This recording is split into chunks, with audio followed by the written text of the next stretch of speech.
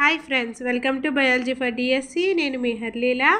Friends, AP TET సిలబస్లో భాగంగా ఐసీటీకి సంబంధించి సార్వత్రిక విద్యా వనరులు, చేతి ఉపకరణాలు, ఇంటర్నెట్ వినియోగంలో ఆచార వ్యవహారాలు, నెటిక్విటీస్ గురించి ఈ వీడియోలో డిస్కస్ చేద్దాం. వీడియోలోకి వెళ్ళే ముందు బయాలజీ ఫర్ డిఎస్సి ఛానల్ని లైక్, షేర్, సబ్స్క్రైబ్ చేయండి. Stay tuned and keep watching. సార్వత్రిక విద్యా వనరులు, ఓపెన్ ఎడ్యుకేషనల్ రిసోర్సెస్ ఓఈఆర్ఎస్, చేతి ఉపకరణాలు హ్యాండ్ హెల్డ్ డివైసెస్, ఇంటర్నెట్ వినియోగంలో ఆచార వ్యవహారాలు లేదా మర్యాదలు, నెటిక్వేట్స్ గురించి ఈ వీడియోలో డిస్కస్ చేద్దాం.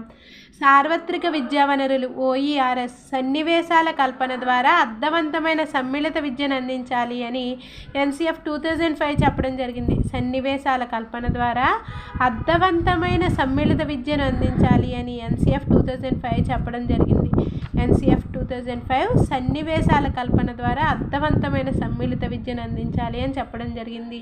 నిర్మాణాత్మక అభ్యసన సన్నివేశాలను కల్పించి ఉపాధ్యాయులు బోధన సాగించాల్సి ఉంటుంది. నిర్మాణాత్మక అభ్యసన సన్నివేశాలను కల్పించి ఉపాధ్యాయులు బోధన సాగించాల్సి ఉంటుంది. దీనికి తగిన వనరులను సమకూర్చుకోవడం మన బాధ్యత. ఈ వనరులు పాఠ్యాంశాలకి సంబంధించినవి గాను, సులభంగా లభించేవి గాను, మార్పులు చేయుటకు అనుకూలంగాను ఉండాలి. నిర్మాణాత్మక అభ్యసన సన్నివేశాలను కల్పించి ఉపాధ్యాయులు బోధన సాగించాల్సి ఉంటుంది. ఉపాధ్యాయుల యొక్క బోధన అనేది నిర్మాణాత్మక అభ్యసన సన్నివేశాలను కల్పించాల్సి ఉంటుంది. దీనికి తగిన వనరులను సమకూర్చుకోవడం మన బాధ్యత. ఈ వనరులు పాఠ్యాంశాలకి సంబంధించినవి గాను, సులభంగా లభించేవి గాను, మార్పులు చేయుటకు అనుకూలంగాను ఉండాలి. అంటే ఇక్కడ ఉపాధ్యాయుడు నిర్మాణాత్మక అభ్యసన సన్నివేశాలను కల్పించాలి కదా, అయితే దీనికి తగిన వనరులు కూడా సమకూర్చుకోవాలి, వస్తువుల్ని సమకూర్చుకోవాలి. ఈ వనరులు పాఠ్యాంశాలకి సంబంధించినవి గాను, సులభంగా లభించేవి గాను, మార్పులు చేయుటకు అనుకూలంగాను ఉండాలి. ఈ వనరులు పాఠ్యాంశాలకి సంబంధించినవి గాను, సులభంగా లభించేవి గాను, మార్పులు చేయుటకు అనుకూలంగాను ఉండాలి. పాఠ్యపుస్తకం చాలా వరకు మన అవసరాలు తీర్చినప్పటికీ అది ఒక్కటే సంపూర్ణ వనరు కాజాలదు.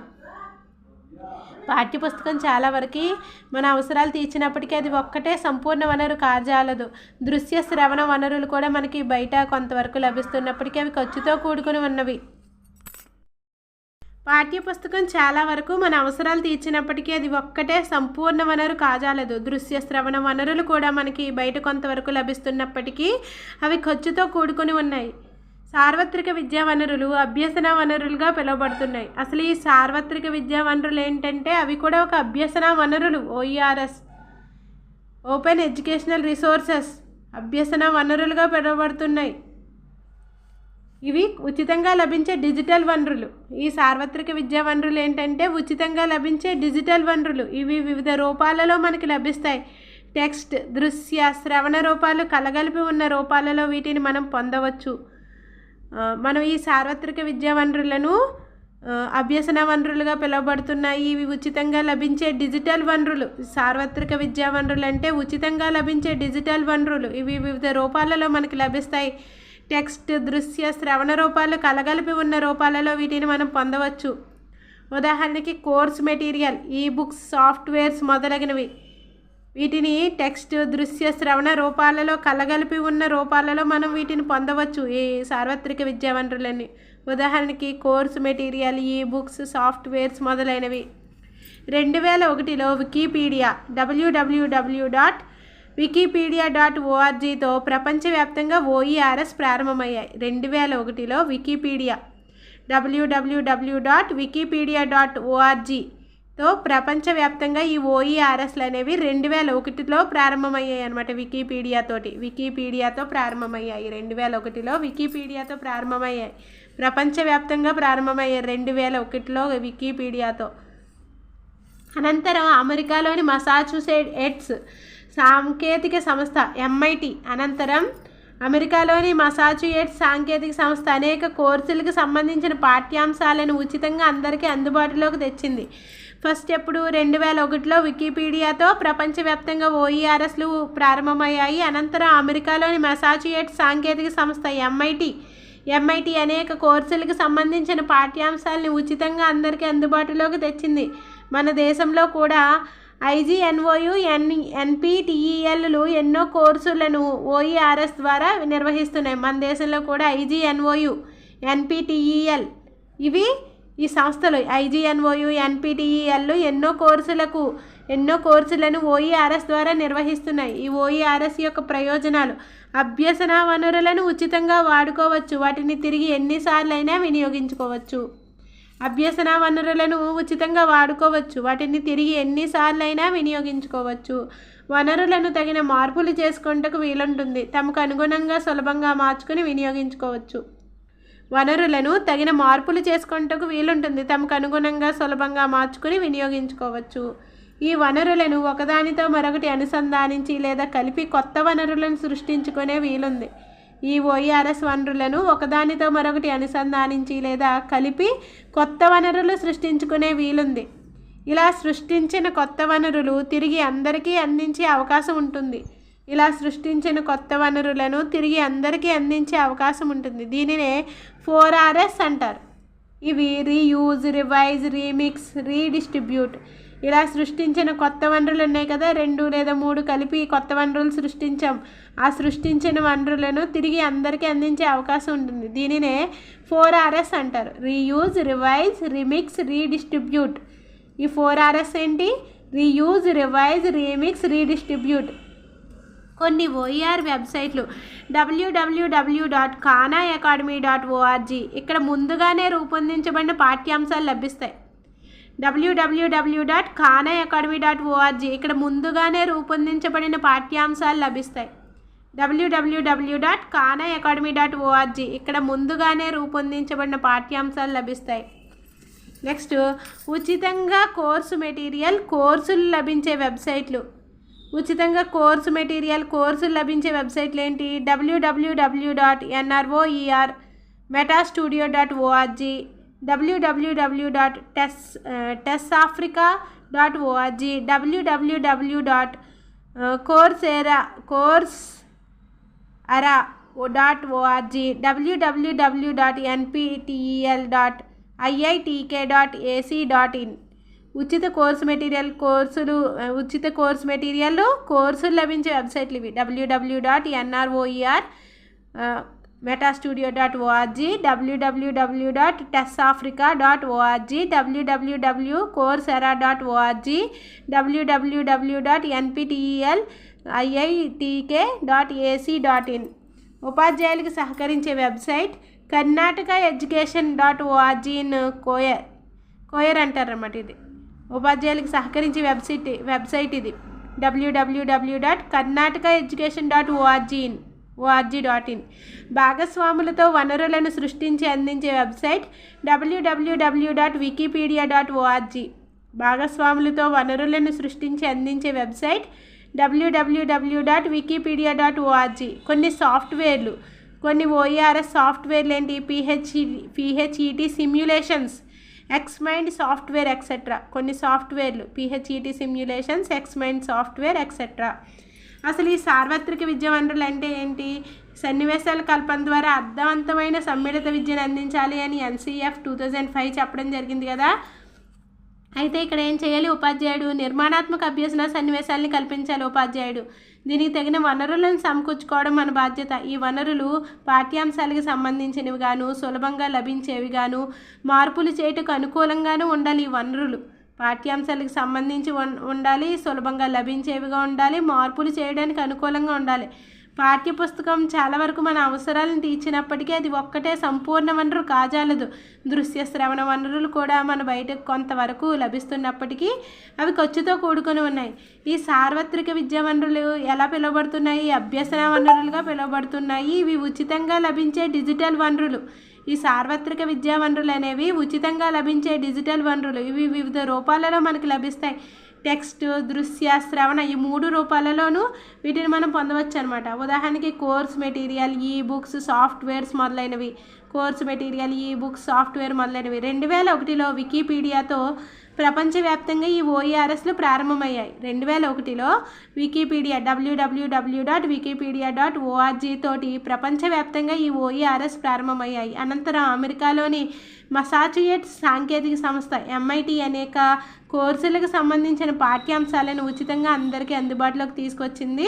మన దేశంలో IGNOU NPTEL ఎన్నో కోర్సులను OERS ద్వారా నిర్వహిస్తున్నాయి. మన దేశంలో IGNOU NPTEL ఎన్నో కోర్సులను OERS ద్వారా నిర్వహిస్తున్నాయి. OERS యొక్క ప్రయోజనాలు: అభ్యసన వనరులను ఉచితంగా వాడుకోవచ్చు, వాటిని తిరిగి ఎన్నిసార్లు అయినా వినియోగించుకోవచ్చు. ఈ OERSలు ఏంటంటే అభ్యసన వనరులను ఉచితంగా వాడుకోవచ్చు, వాటిని తిరిగి ఎన్నిసార్లు అయినా వినియోగించుకోవచ్చు. వనరులను తగిన మార్పులు చేసుకుంటకు వీలుంటుంది, తమకు అనుగుణంగా సులభంగా మార్చుకొని వినియోగించుకోవచ్చు. వనరులను తగిన మార్పులు చేసుకోవడానికి వీలుగా ఉంటుంది, తమకు అనుగుణంగా సులభంగా మార్చుకొని వినియోగించుకోవచ్చు. ఈ వనరులను ఒకదానితో మరొకటి అనుసంధానించి లేదా కలిపి కొత్త వనరులను సృష్టించుకునే వీలుంది. ఇలా సృష్టించిన కొత్త వనరులను తిరిగి అందరికీ అందించే అవకాశం ఉంటుంది. దీనినే 4Rs అంటారు. 4Rs అంటే రీయూజ్, రివైజ్, రీమిక్స్, రీడిస్ట్రిబ్యూట్. కొన్ని OERS వెబ్సైట్లు www.khanaacademy.org ఇక్కడ ముందుగానే రూపొందించబడిన పాఠ్యాంశాలు లభిస్తాయి. khanaacademy.orgలో www.khanaacademy.orgలో ముందుగానే రూపొందించబడిన పాఠ్యాంశాలు లభిస్తాయి. నెక్స్ట్, ఉచితంగా కోర్సు మెటీరియల్, కోర్సులు లభించే వెబ్సైట్లు www.nroermetastudio.org, www.testafrica.org, www.coursera.org, www.nptel.iitk.ac.in. ఉపాధ్యాయులకు సహకరించే website www.karnatakaeducation.org.in. Coir అంటారన్నమాట. Coir karnatakaeducation.org అన్నది ఉపాధ్యాయులకు సహకరించే వెబ్సైట్. భాగస్వాములతో వనరులను సృష్టించి అందించే వెబ్సైట్ www.wikipedia.org. భాగస్వాములతో వనరులను సృష్టించి అందించే వెబ్సైట్ ఇది www.wikipedia.org. కొన్ని సాఫ్ట్వేర్లు PHET సిమ్యులేషన్స్, ఎక్స్మైండ్ సాఫ్ట్వేర్. కొన్ని సాఫ్ట్వేర్లు ఏంటంటే PHET simulations, Xmind software etcetera. Next, చేతి ఉపకరణాలు. మన చేతిలో ఇమిడిపోయి ఉపయోగించుటకు వీలుగా ఉన్న పరికరాలనే చేతి ఉపకరణాలు అంటారు. మన చేతిలో ఇమిడిపోయి ఉపయోగించుటకు వీలుగా ఉన్న పరికరాలను చేతి ఉపకరణాలను పిలవచ్చు. ఈ చేతి ఉపకరణాలు ఒకటి లేదా రెండు చేతులతో వినియోగించడానికి వీలుగా ఉండి చిన్న సైజులో ఉన్న ఎలక్ట్రానిక్ పరికరాలైన మొబైల్స్, ట్యాబ్లెట్స్, ఐప్యాడ్స్ మొదలగునవి వీటికి ఉదాహరణలుగా చెప్పుకోవచ్చు.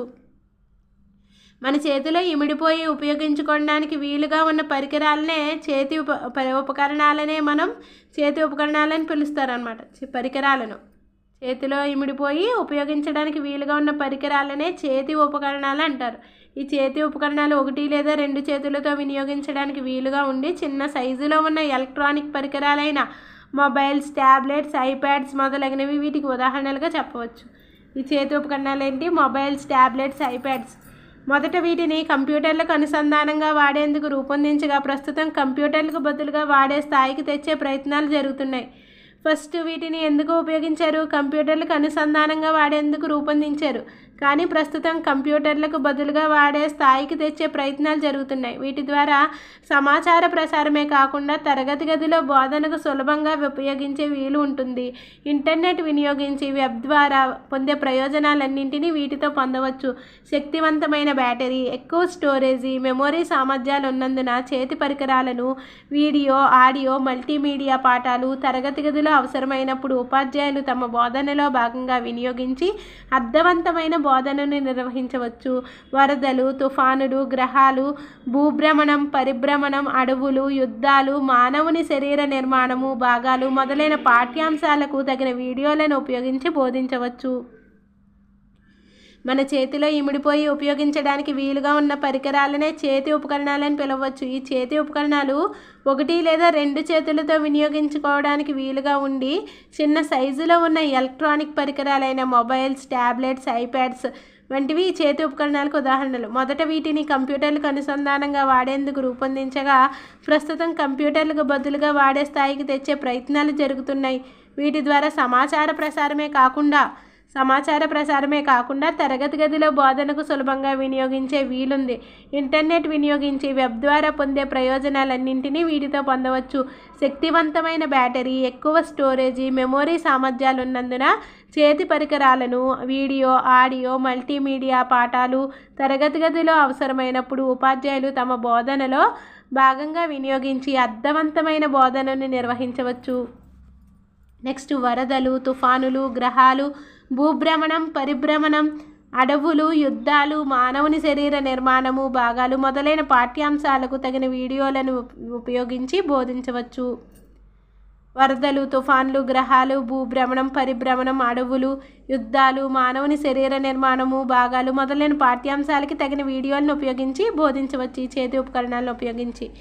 నెక్స్ట్ అంతర్జాల వినియోగంలో ఆచార వ్యవహారాలు లేదా మర్యాదలు, నెటిక్విటీస్. అంతర్జాల వినియోగంలో ఆచార వ్యవహారాలు లేదా మర్యాదలు, వీటిని ఏమంటాం? నెటిక్వేట్స్ అంటాం. Facebook, Twitter, WhatsApp, Gmail, Yahoo mail, Google plus, linked in లాంటి బ్లాగులు, ఫోరంలు, సోషల్ మీడియా వెబ్సైట్లలో లేదా అంతర్జాలాన్ని వినియోగించే ఇతర సందర్భాలలో మనం కొన్ని ఆచార వ్యవహారాలను పాటించాల్సి ఉంటుంది. వీటినే నెటిక్వేట్స్ అంటాం. మనం Facebook, Twitter, WhatsApp, Gmail, Yahoo mail, Google plus, linked in లాంటి బ్లాగులు, ఫోరంలు, సోషల్ మీడియా వెబ్సైట్లలో లేదా అంతర్జాలాన్ని వినియోగించే ఇతర సందర్భాలలోనూ మనం కొన్ని ఆచార వ్యవహారాలను పాటించాల్సి ఉంటుంది. వీటిని నెటిక్వేట్స్ అంటాం. వ్యక్తులతో చాటింగ్ లేదా ఇతర సంభాషణలు జరిపేటప్పుడు అమర్యాదకంగా, అసభ్యంగా ప్రవర్తించడం, అసందర్భంగా ప్రతిస్పందించడం, అసత్య సమాచారాన్ని ఇవ్వడం, చట్ట వ్యతిరేక కార్యకలాపాలు నిర్వహించడం లేదా ప్రోత్సహించడం చేయరాదు.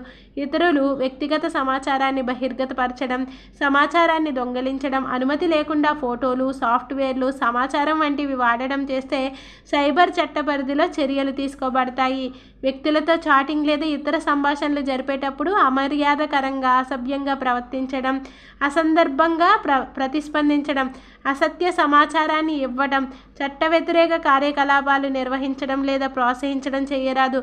ఇతరుల వ్యక్తిగత సమాచారాన్ని బహిర్గతపరచడం, సమాచారాన్ని దొంగలించడం, అనుమతి లేకుండా ఫోటోలు, సాఫ్ట్వేర్లు, సమాచారం వంటివి వాడడం చేస్తే సైబర్ చట్ట పరిధిలో చర్యలు తీసుకోబడతాయి.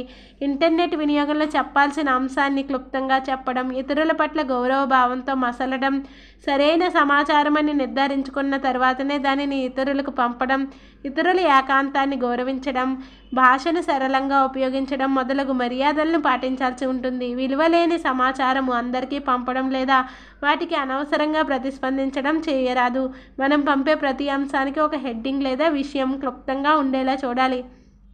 ఇంటర్నెట్ వినియోగంలో చెప్పాల్సిన అంశాలన్నీ క్లుప్తంగా చెప్పడం, ఇతరుల పట్ల గౌరవ భావంతో మసలడం, సరైన సమాచారం అని నిర్ధారించుకున్న తర్వాతనే దానిని ఇతరులకు పంపడం, ఇతరుల ఏకాంతాన్ని గౌరవించడం, భాషను సరళంగా ఉపయోగించడం మొదలగు మర్యాదల్ని పాటించాల్సి ఉంటుంది. విలువలేని సమాచారాన్ని అందరికీ పంపడం లేదా వాటికి అనవసరంగా ప్రతిస్పందించడం చేయరాదు. మనం పంపే ప్రతి అంశానికి ఒక హెడ్డింగ్ లేదా విషయము క్లుప్తంగా ఉండేలా చూడాలి.